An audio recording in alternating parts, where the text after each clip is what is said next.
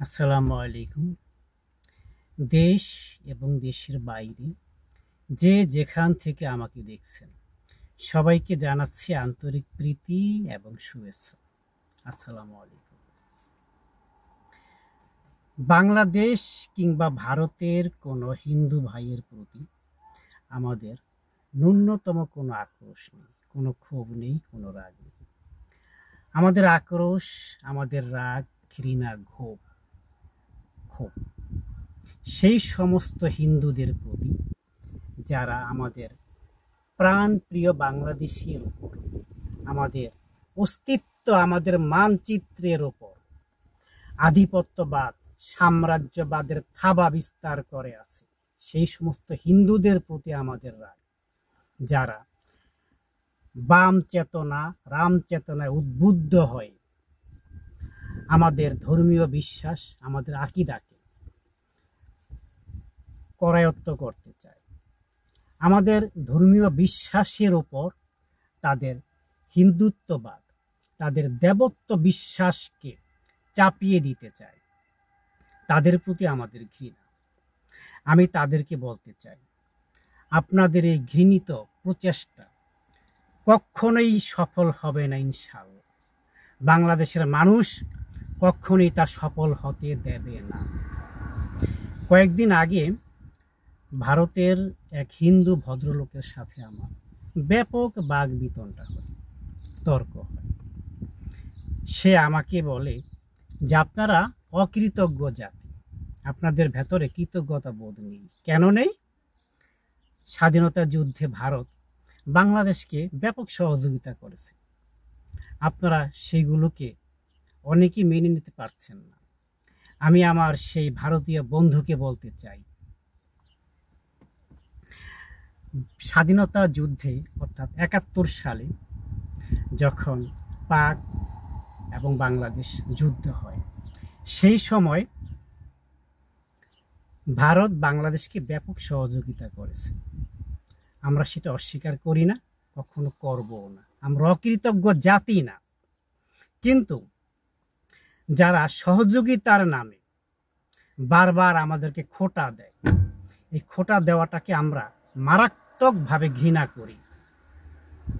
দেখুন, স্বাধীনতা যুদ্ধে ভারত আমাদেরকে সহযোগিতা করেছে, কিন্তু যুদ্ধ পরবর্তীতে যেভাবে কোটি কোটি টাকার সম্পদ বাংলাদেশ থেকে লুট করে নিয়ে গেছে, তা পৃথিবীবাসীর কাছে স্পষ্ট হয়ে গেছে। আমরা বুঝে গেছি, সবাই বুঝে গেছে, জাতি বুঝে গেছে, পৃথিবীবাসী বুঝে গেছে কেন ৭১ সালে ভারত বাংলাদেশকে সহযোগিতা করেছিল। সুতরাং এত কিছুর পরেও আমরা আমাদের প্রতিবেশী রাষ্ট্রের প্রতি আমাদের ন্যূনতম কোনো ক্ষোভ নেই। আমাদের ক্ষোভটা তখনই যখন তাদের ধর্মীয় বিশ্বাসকে আমাদের উপর চাপাতে চায়, তাদের দেবত্ব বিশ্বাসকে আমাদের উপর জোর করে, জুলুম করে চাপিয়ে দেওয়ার চেষ্টা করে। দেখুন, আরাবিয়ান সভ্যতা আমাদের অস্থি মজ্জার সাথে, আমাদের আত্মার সাথে মিশে গেছে। ইনশাআল্লাহ এখান থেকে কেউ আমাদেরকে টলাতে পারবে না, কেউ আমাদেরকে সরাতে পারবে না। আমরা মক্কা মদিনার যে চেতনা নিয়ে, যে বিশ্বাস নিয়ে, যে ভালোবাসা নিয়ে সামনের দিকে এগিয়ে যাচ্ছি, আমাদের এই গতি কেউ রোধ করতে পারবে না। সুতরাং বাংলাদেশের উপর থেকে আপনাদের আধিপত্যবাদ, সাম্রাজ্যবাদের থাবা এবার ক্ষান্ত দিন। অনেক করেছেন, অনেক দেখেছি, অনেক সহ্য করেছি, সহ্যের কিন্তু সীমা ছাড়িয়ে গেছে, আর সম্ভব না। ইতালিতে আমি প্রায় 10 বছর ধরে আছি। ইতালির স্বাধীনতা যুদ্ধে মরক্কো ইতালিকে ব্যাপক সহযোগিতা করেছে, কিন্তু একটি বারের জন্য মরক্কো এই কথা বলতে আসে না, অথচ ভারত সহযোগিতা করেছে। কথায় কথায় সেই খোঁটা দেয়, আমরা সহযোগিতা করেছি। আরে ভাই, তোমরা সহযোগিতা করো সেই জন্য কি তোমাদের কাছে কি আমাদের সব সময় মাথা নত করে থাকতে হবে? সব সময় তোমাদের পায়ের কাছে পড়ে থাকতে হবে? It is impossible. আমরা তা কখনোই করব না। আমরা তোমাদের যেই সহযোগিতাকে অস্বীকার করি না, আমরা কৃতজ্ঞতা প্রকাশ করি।